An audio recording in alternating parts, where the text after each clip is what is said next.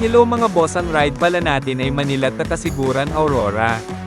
Umalis kami sa bahay 10 PM ng gabi para sa meetup place sa Shell Bocaue, Bulacan.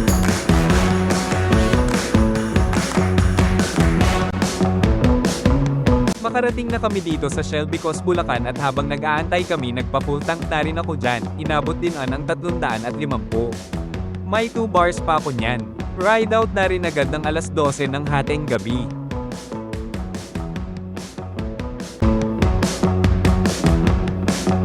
Habang nagpapahinga kami, biglang lumiwanag sa dami ng sasakyan.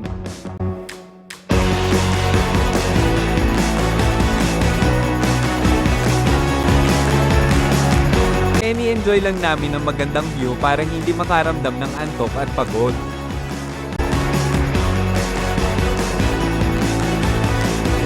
Nasa Amper Beach na tayo mga boss, kunting galaw-galaw lang para makapagpahinga din tayo at ang motor.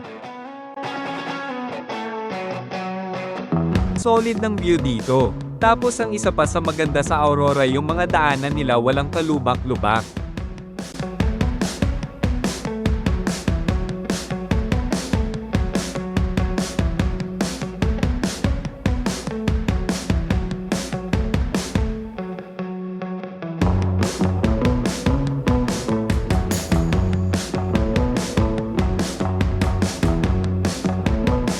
Ganda ng view, tapos yung daanan na ganito hindi ka talaga aantokan, dahil kapag pumikit ka baka hindi ka na makagising.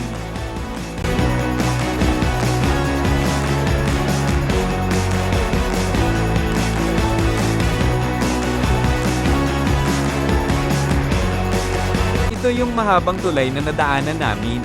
Magandang mag-top speed dyan, kaso nagpa-video na lang kami kay na kuya.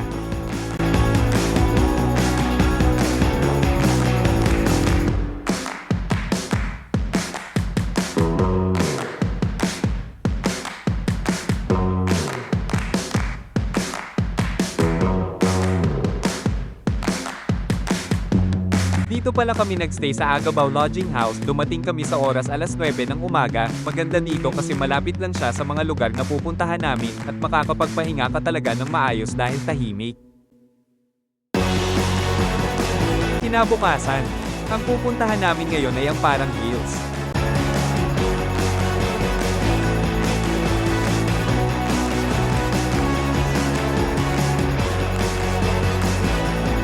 Paakyat na kami sa Parang Hills at papapasabi ka na lang talaga na. The view is sounding like everything that I've lived. Praise the Lord. Worship Christ with the best of your portions. I know I won't forget all He's done.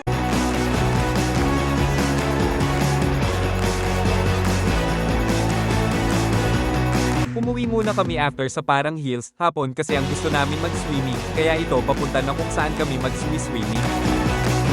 Masaya pa kami dyan at sobrang nag-enjoy.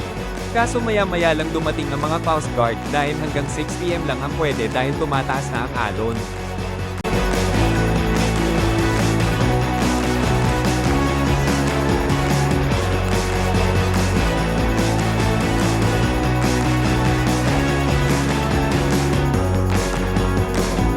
Hanggang dito na lang ang ating munting vlog. Sa susunod ulit mga boss, paalam.